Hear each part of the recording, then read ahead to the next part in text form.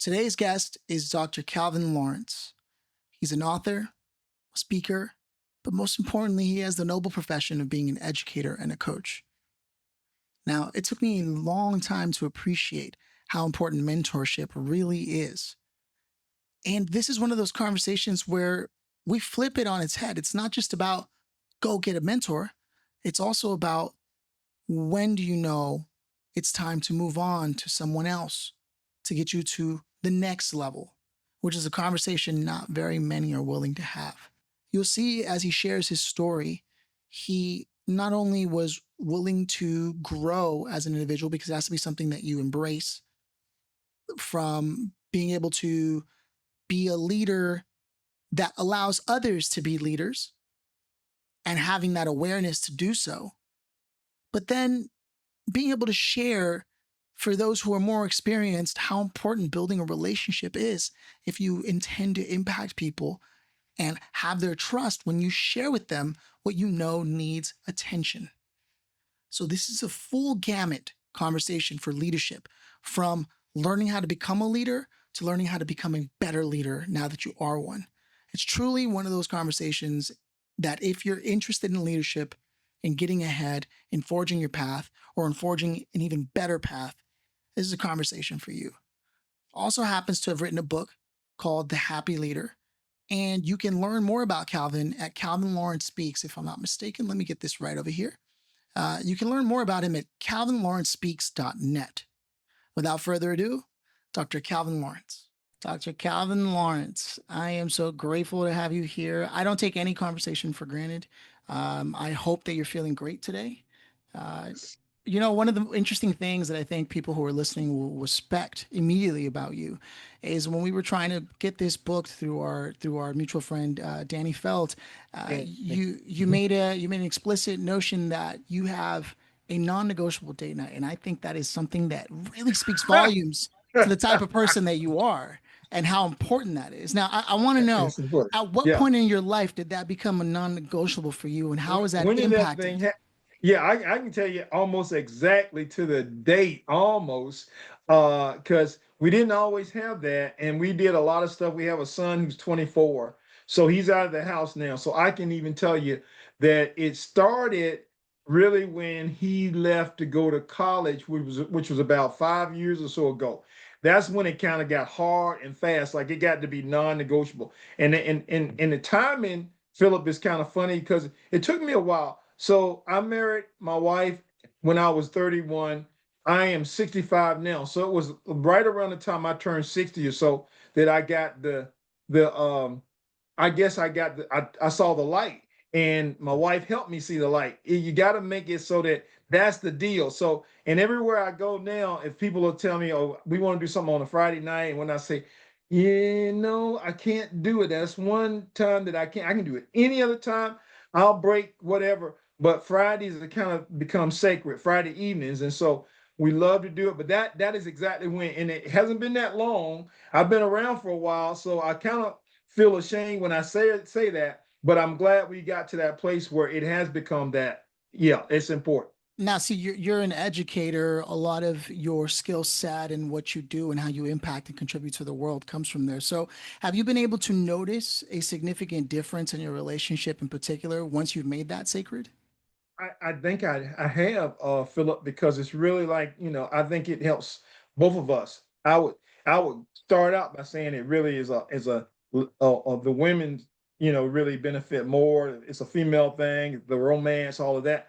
But I think both sides of the equation, maybe guys get a double dose because they really need that. I think the women always know you got to do certain things. Guys, yeah, I'll go along with the plan, but we've had so much fun with it. And what we like to do is include another couple with us. That's when we kind of uh, I guess accentuate that evening with the other couple, and we talk about things we share and whatnot.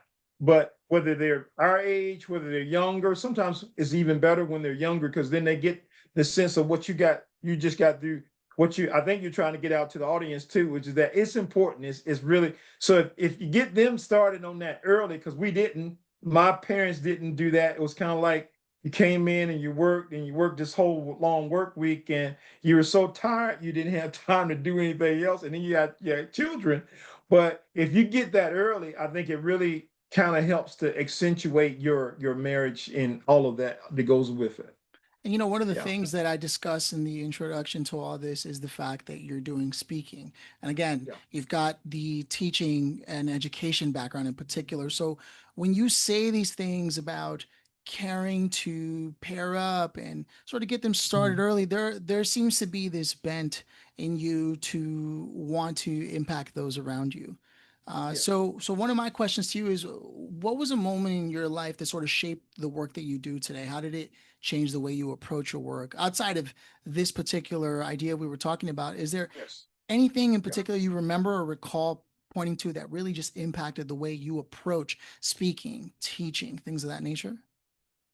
Okay, so wow, that is a powerful question. And it's almost like it's multi-pronged because I can tell you that when it comes to approaching, you started out with relationships and then it came teaching and the other things.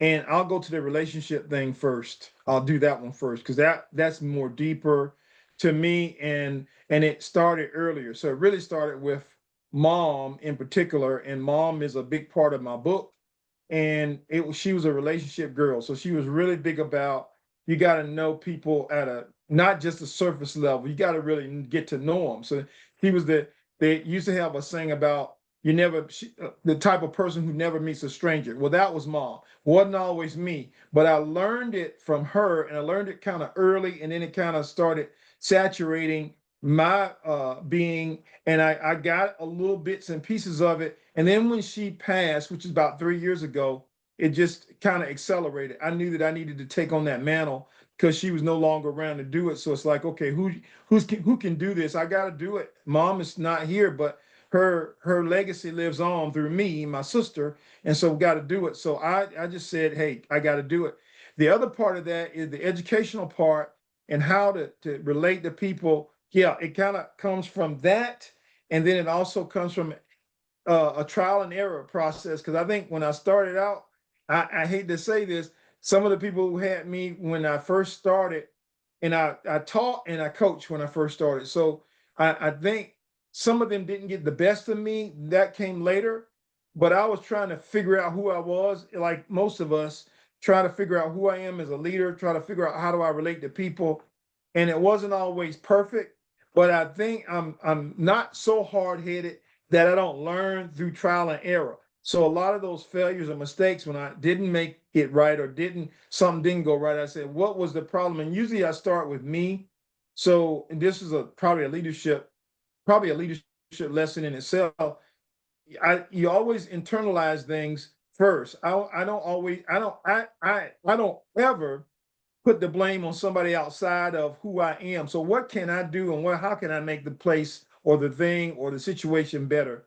And there's probably a way I can do it. Now there is some onus on other people. Yeah, that's true. But you as a leader or person as a leader could always start with themselves. Internalize, figure out what you can do better. There's almost always something, just like the date night thing and having, the onus to make sure that that's kind of sacred, and there's always something you can do better, and then you start doing it better, and then you can learn from that, extrapolate from that, and then add to that if you need to, and then you go on. But yeah, that's a tough question. I don't know if I answered No, no, all no, of you, it, you but I did, you know I did. got part of it. I Yeah. think it's beautiful to have the philosophy that there's no such thing as a stranger in the world, because what Yeah. that Yeah. does is it opens you up to being connected immediately as soon as you Yeah. possibly can by even the Yeah. smallest thread to the other person across Yes. from you or next to you, no matter where you are. So with that Yeah. element, growth can only happen. And I think that's a beautiful philosophy. And I'm sorry for your Mm. loss. And I'm grateful Yes. that you're picking that back up, because that is something that should be carried on as a tradition. It's very familiar to me. I have someone in my own life who did the Mm. same thing, where even if every restaurant, for some reason, it was like the mayor of the restaurant you know what I Mhm. mean? Mhm. Mhm. I know what you mean. I Um, got you.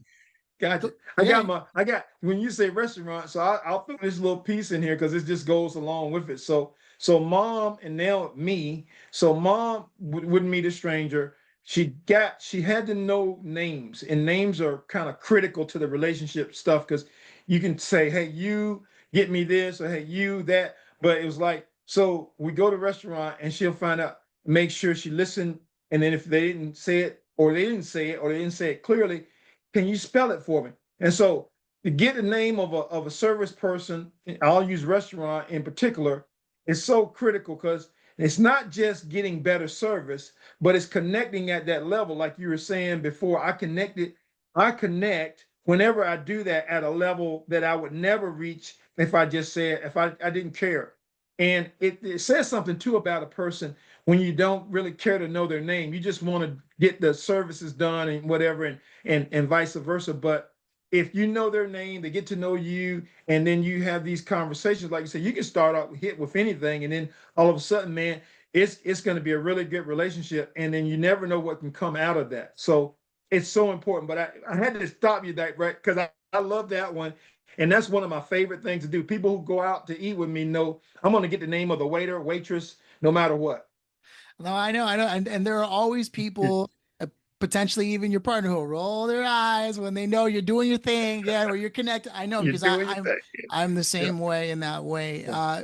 You said something also that was interesting and important, I think, to highlight, and it's the way you approached learning and the humility involved in that process, where you were willing to say, "Look, that wasn't my best then."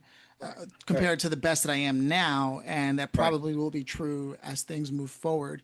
And I'm curious to know, when it comes to learning, because there was an implied sort Mhm. of time set aside for Mhm. reflection.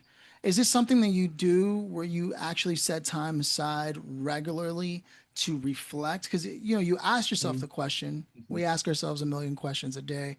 That's certainly one way to approach it. But given that you're an educator and a coach, I imagine Right. you have some kind of process you use yourself to reflect, to improve yourself so you can continue to Right. impact others Right. increasingly better. Right. So Philip, when did it start? I know it started early, and I can't always maybe put my finger on exactly when it started, but being a self-reflector, I think I'm an empathetic person as well. So I think it kind of goes hand in hand. And some people aren't as empathetic and they have to kind of work on it. But I'm always thinking, what can I do? So trying to find that time. I can think of a particular year, which was probably the best year I ever had in education or any professional walk. And it wasn't a high level position. It was just a really good year. And what we did was what I did, and I had an assistant. What we did was at the very end of the day, at the very end of the day, we took time before we got in our cars, before we left the building, to reflect what was good, what was bad, could we do better, what did we do great that we want to repeat because we got to repeat it because we got something. And then we left, and we never took any of the negativity, if there was negative, and there was some, home with us. And I think that was the critical thing for me, that we got that reflection down. And then when I got home, so then I think even after that, and this was at least 20 so years or so ago, after that, I always did it on my own, whether since that person had left me, I knew that was important. It was something that I needed to do. It might be on my ride home or whatever, but you can do it. Sometimes you might do it to music, or maybe it needs to be still and silent in that particular space that you're in. And I have had some situations where I've had these long car rides where I've had a 1 hour and something commute. So during that time, wow, that's a great time to just reflect and say, okay, now what was it good? What was bad? I'll tell you, even this, sometimes something is so good, you think about it and and I'm getting up there now, Philip. So I may have to pull over.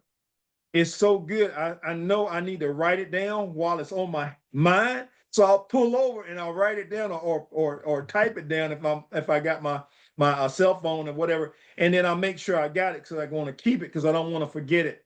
And so yeah, it's so you build those times in, and usually they're really good when you can do it. For me, at the end of the day, as things are starting to calm down, you're trying to get to a certain point, because I can reflect and look at it, and then I can go back and say, sometimes too, and I'll throw this in now, and I'll be quiet for a bit.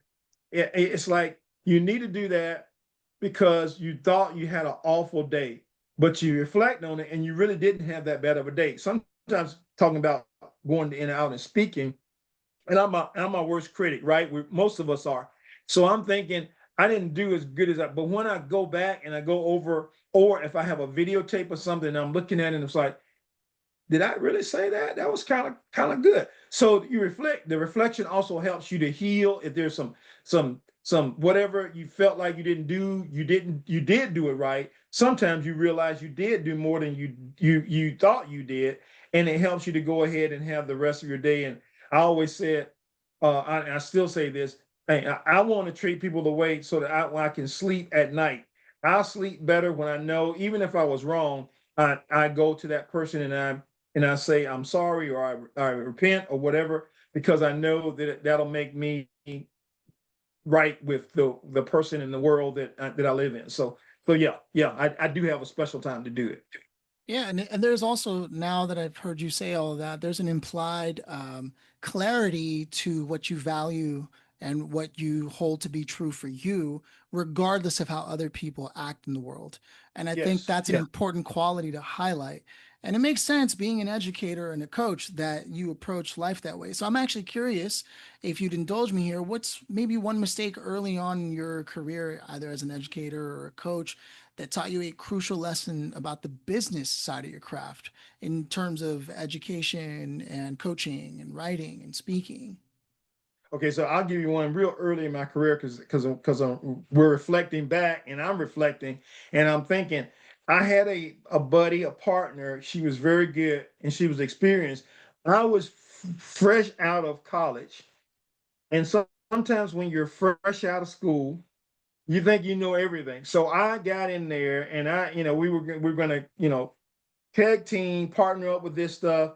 But I tried to overrule her when I could, because I thought I knew more, because I was, right out of school. I had all this stuff. I had all this book learning, all this training, and she had real world experience. And it dawned on me. It took me a little while. It was like the first year, year and a half, maybe into the second year, where I realized this could work better if I learn a little bit more about what Lucy, that was her name, Lucy Lassiter, was going through, and what she knew and what she already knew. And then I made sure, and this was really good. I started, and I didn't get this. I don't remember getting this at school, but I just got it. I don't know who I got it from, but I made sure that if she was the expert on a particular subject, this is a good leadership piece, then she became the expert on that subject. I took the back seat role, whether I was supposed to be leading or not. She's the expert. So I didn't do that always at the beginning, as I'm telling on myself. But if I learned anything real early, it was that there are experts. Sometimes some of the students were experts. I'm gonna be just real frank with you. And in talking about technology, because we had a little talk about technology. Sometimes my students technical geniuses, and so I just take the back seat when it becomes very clear that they're the ones that I need to listen to, and I need to learn from them, as opposed to now we kind of reverse roles. But I learned that really early, and I think that was one of the first times I really can go back to and say, yeah, that was something I learned, and I'm glad I was able to kind of pivot a little bit and to make it a little bit better for us as a team. There's two things I love that are happening in our conversation. Number one is it's clear you also know what you're after, no matter where you are. This presence of mind that you have to point out this is a leadership tip, right? Not a lot of Mm-hmm. people can speak at the same time as they're thinking about what they're about to say and how it may land. And so framing things is a skill that a lot of Mm-hmm. people haven't learned in communication. And I think that's something that you were doing and exhibiting throughout this conversation that's worth highlighting. Because as a speaker, as an educator, as a coach, being able to create that framing is super important. I want people who are listening to this kind of conversation, where we have the benefit of having an educator and coach here with us, a speaker, an author, that this is a skill that's important to develop if this is interesting to you. The other is, I want to again point out how much humility seems to be a theme, whether it's growing into it or now living Mm-hmm. it as you developed and as you are now. That's also another thing that's been happening in our conversation, and it's Mm-hmm. important to highlight those things for anybody that's listening so far. With that said, I want to transition, because I want to keep things moving here, into Yes, something that I sir. think is relevant here, and that is a resource or connection that you wish you knew about earlier in your career that you know about now and how that's impacted you? Can you speak Oh, on that? oh, I've got that one. Oh, that's a great one. Great one, Philip. So I did not realize until later in the career, later in my career, how important mentors are when you're, just like I said, that thing about Lucy, and I could use her as a mentor in particular because of her experiences that I mean, she was like a 20 or 30-year veteran. Here I am fresh out of the woods. And so I didn't realize how important it was to really lock into my mentors. Now, I'll give you this, because some of it I wrote about, some of them kind of locked into me. It's kind of like I got real lucky because there were people who just knew I needed some help, and they would come alongside of me and they would do some things. But if I had to go back and do it again, and if I had to share with, and I love to do this when I'm sharing with young people fresh out of high school, fresh out of college, or trying to start their lives, it's like you got to get those people in your life, because life you can't do your professional life. You can't do your personal life. You can't do much of anything well by yourself. You can do some things, but very rarely does anyone who's great get to that place without having a lot of people who've helped them along the way. And so I realized, and now realize after the fact, there were some people that were really trying to guide me. Some of them just did it, even if I kind of was resistant to their help. And then there were others that I wish I had gotten a little bit more from, because they were there and they were available. And I'll throw this in before again, uh, there are so many people who are experienced who they're waiting for the opportunity to just share. And I said this to a young group not too long ago. Most of the times, there's old heads that get to the point like me with no hair, and they're at this point. What they really would love to do is impart whatever they have. If there's knowledge they can drop, anything they can do, any wisdom, even if just a little snippet of something, they're just waiting sometimes for that opportunity to do it. And I could have taken more advantage, and I should have taken more advantage. As I got older, I realized I needed people and I knew what to do, but it took me a while. I would say to anybody, especially when you're young, coming out, starting out, man, that is the one thing. If you know, I was going to say this. I wasn't going to say this, but now I'll say this. There was a study done at John Hopkins, and in Hopkins, which is probably the premier medical school in the country, maybe in the world. They started to pair up their young doctors with older doctors, because how critical mentoring was. So when I saw that report, and I need to get it, I need to share that a lot more. When I saw that report, I saw how critical is it to have people, because they're doing it in a field of profession that, I mean, you could wash out really quick, or you could really mess up and something could happen. You need to have some people with you that you can talk, that really know the real deal on whatever. And it really goes all the way down to any walk of life, you could say. But that's the one, if I had to share, and I probably spent too much time, because No, it's kind of one of those ones that, yeah, I get excited about that one. I think this could even be the crux of our conversation outside Yeah, of talking yeah, about what you're working on now for two yeah. reasons. Number Mhm. one, as we continue to move forward with technology, we're becoming more and more remote based, right? I'm just look at Yes, the way we're doing this yes, interview yeah, now. Now yes, there are sir. circumstances. You're in Texas, Mhm. right? I'm in Los Angeles. There's only so much Right, we can right. do. But there are kids who are coming into a workforce where it's remote only. Talk Yes, about there are entry level jobs that are disappearing because of yes. technology, right? And yet there are things that you can only learn by hanging out with people who just have Mhm, more years mhm, than you, mhm, mhm, right? mhm. Whether it's how to act right in terms Right, of attitude and how to address people, right? right. To even just basic manners and cleaning Yes. up after yourself. A lot of things that have kind of been lost in this younger generation. And I'm not Yeah, you're taking not it picking dump. on them. Oh Yeah, yeah, yeah. I'm yeah, not picking on them. yeah. But the truth is, there are just some things that maybe aren't learned at home anymore. And this is no Right, reflection on the parents either, because they're right. also just keeping their Mhm, heads above water. Right. mhm, So, in your experience so far being an educator, have you felt mhm. that this is a big deal and something that just comes about every day in your day to day in the profession that you're in? Because you Oh interface with a yeah. lot of people. Yes, yeah, oh yeah. I believe it. And like I was saying before, all walks of life.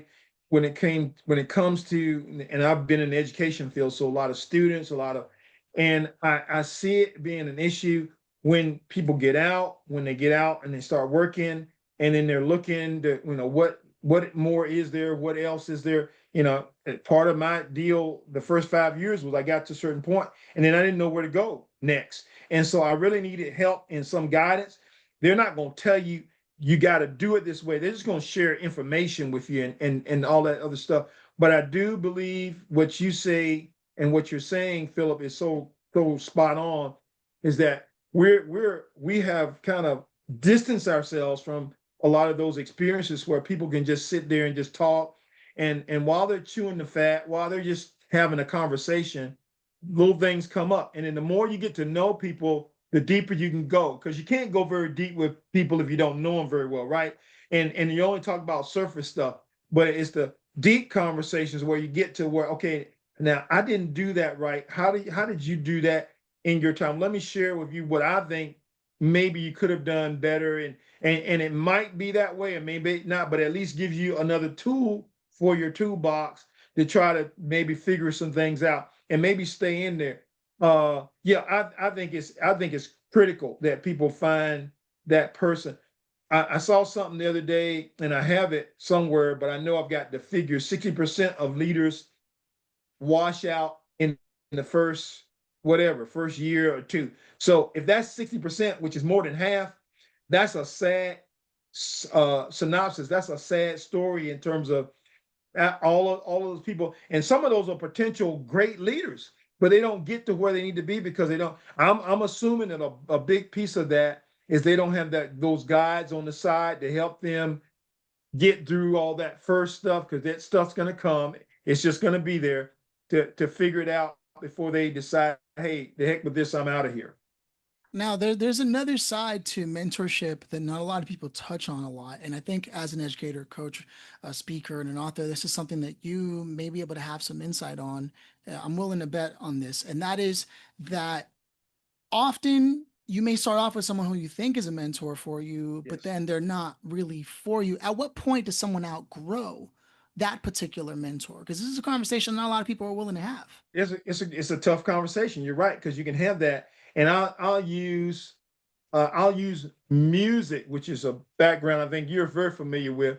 So I was with a particular musical instructor, and then a friend of mine. This was during my childhood, and a friend of the family said, this particular person, she's good up until this certain point.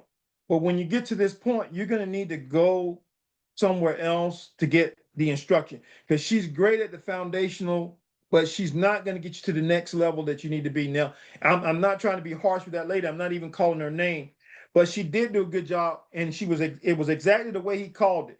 So we had to take, my sister and I were taking piano lessons. We had to move on to another person. So I'm using that as a mini example, but I think there are people who come into your life, and there will be transitional types of leader mentors that will come in, and they will be there just for a period, or my wife likes to say a season. So they're in there for a season, and they're not there. And then there are others that I've had Philip personally, that I've had from beginning to the end, and I still have them because they're type of mentor that speaks my language and all the other things and even maybe in my field, and I've held on to them. But there are a lot of times when you have a person that you may move on, they may move on from you, you may move on from them, and that's okay as long as during that time, and if you reflect back, you remember what you got, those good things that you got from them, the tips that you needed, because at that time they were maybe exactly what you needed for that period in your life. Absolutely. Yeah. Absolutely. And I really appreciate you going there with me, because again, that's not a conversation a lot of people are willing to have, but Right. it's an Right. important one, Right. especially when people are looking for mentors. So now I want you to talk to me about what you got going on. You wrote a book recently. Tell me more about it. I did. So the happy leader, part of that is, I mean, you threw this thing out there, and I'm gonna hit on it a little bit stronger in terms of the humility. I love humble leaders. I've always uh, gravitated toward leaders who did not maybe try to take the center stage, but really try to deflect off all the importance of what they did to on other people. And so I tried to kind of model myself that way. But I think those people are the ones who are the happiest in a lot of ways. Being able to serve other people, being able to see it, kind of being the guy on the side, but kind of like they do it, but they don't really want to get all of the any of the accolades for it. And so I wrote this book. It's a leadership memoir. Uh, I started out with this conversation by saying some things about my mom. She was a big part of me wanting to write the book because of who she was. My dad too, but mom had, like as they say, a lot more material, so I could use that and get that into the book.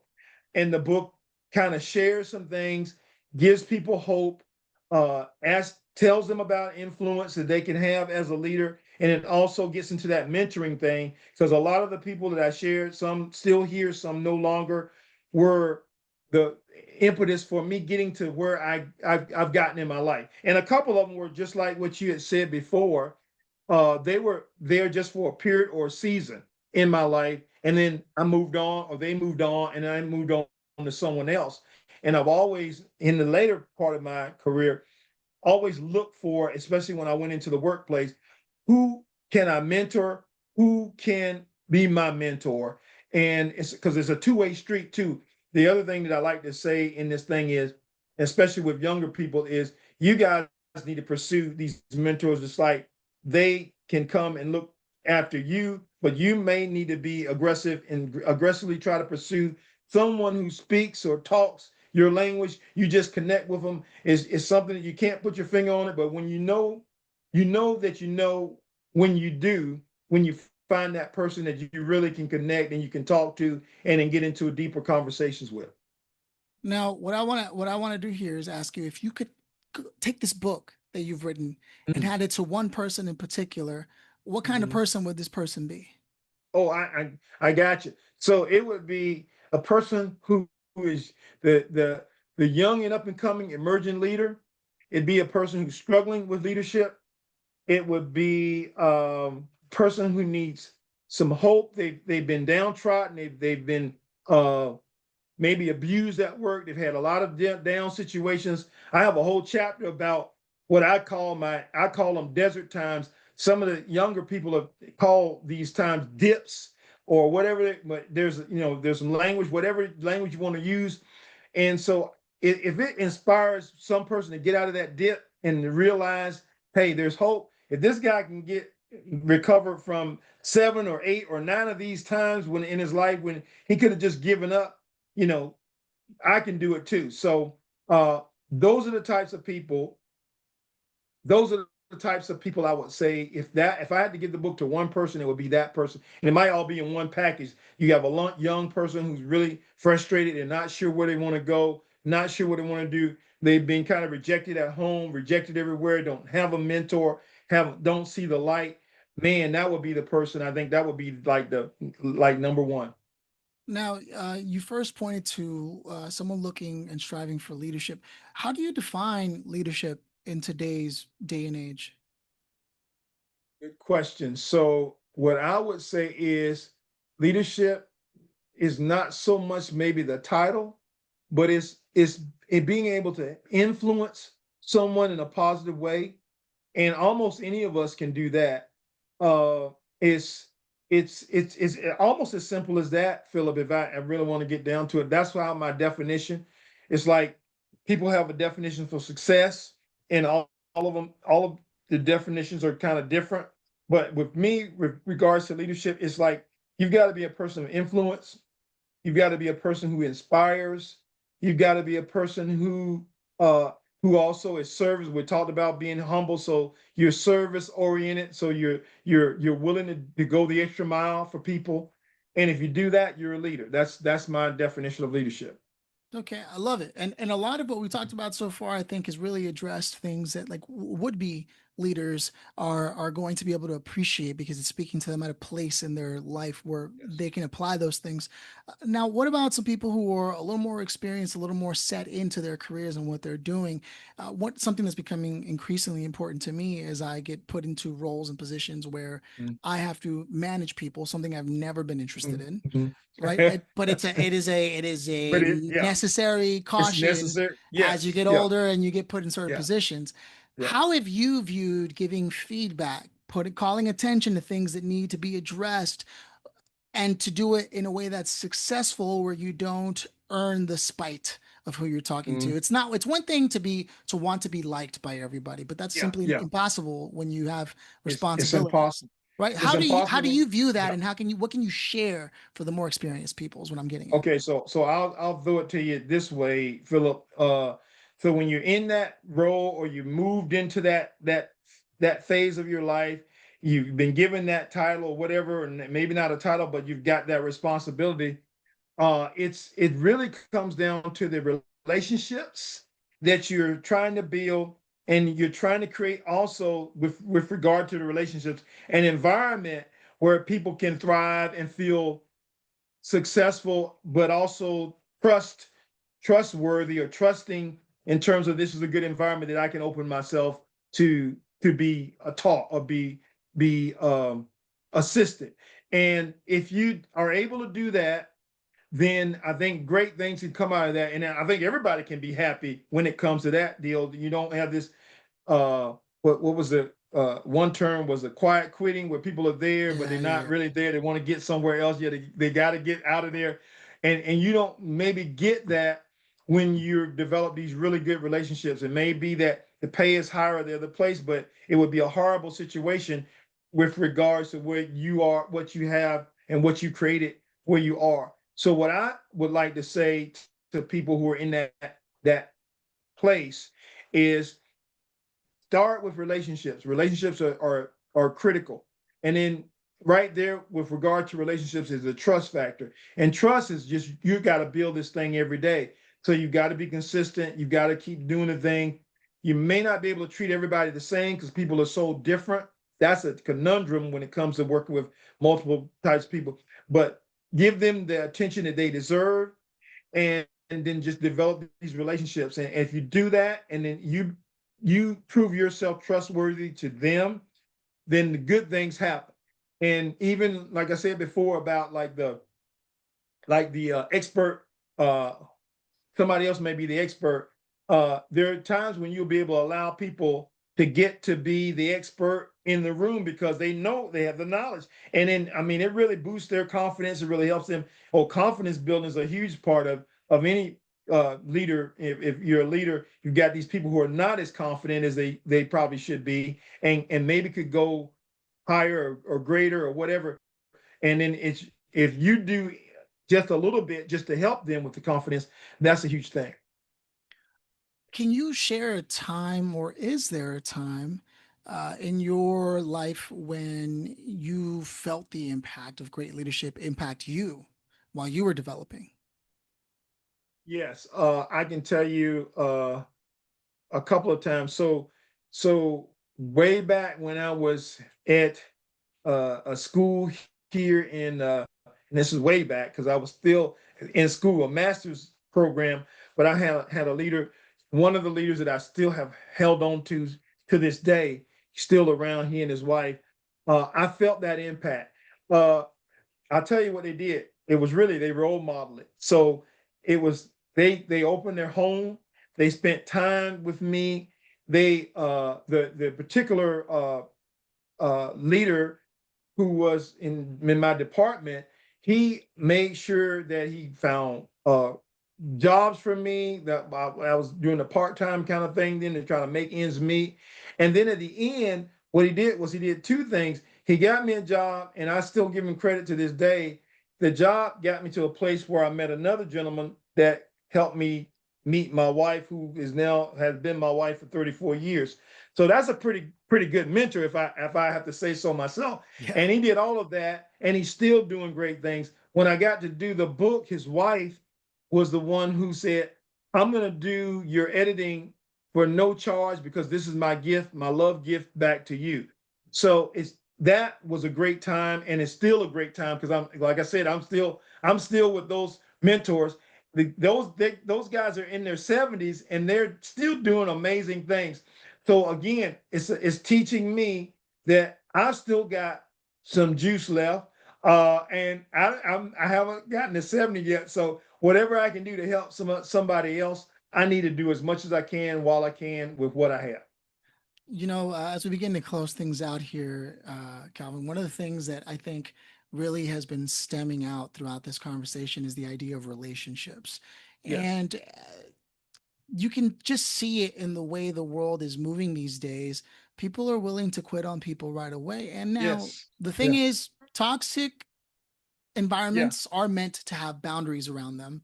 That much is Hmm. true. And toxic people and things of that nature, there is such a thing as positive destruction, as I like to say, right? You want Uh-huh. to keep those things away from yourself Uh-huh. and give yourself the best chance you can to succeed and to do good and to be with good people. Right. However, there are also some things that are just a part of building a good relationship, and you've been able to keep relationships for decades. Hmm. That's Hmm. not something that Hmm. happens on accident.